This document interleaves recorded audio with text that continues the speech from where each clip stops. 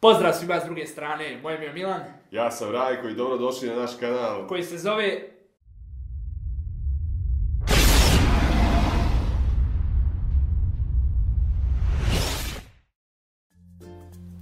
Dobrodošli na naš prvi video na YouTube-u u kojem ćemo ukratko nešto reći o sebi ili o našem radu.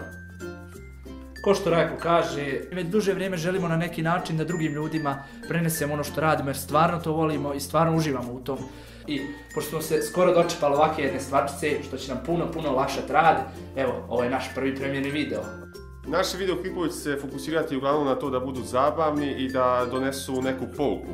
A mi ćemo se truditi na najbolji mogući način to iskustvo koje smo stekli vremenom prenesimo na te videoklipove kako bi oni bili što kvalitetniji i što zabavniji.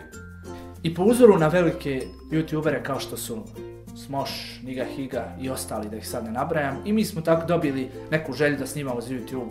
Ali pravi razlog zbog kojeg smo počeli jeste zbog naše domaće scene kao što su Aleksandar, poznati kao Cile, moj imenjak Milan Jasrštajn, Niksa i ostali koji su pokazali da se na našoj sceni može probiti i da naši ljudi s ovog prostora isto prate YouTube. Tako da zbog njihove upornosti i njihove želje za radom i mi smo dobili neku inspiraciju da počnemo da radimo isto na YouTube. Tako, hvalim. I to je to. Ovo je bilo nešto ukratko nama u našem uvodnom klipu. I za 4 dana u petak možete da očekujete naš trailer koji će vam detaljnije objasniti kako će naš YouTube u budućnosti da napreduje. Još jednom, moje ime je Milan.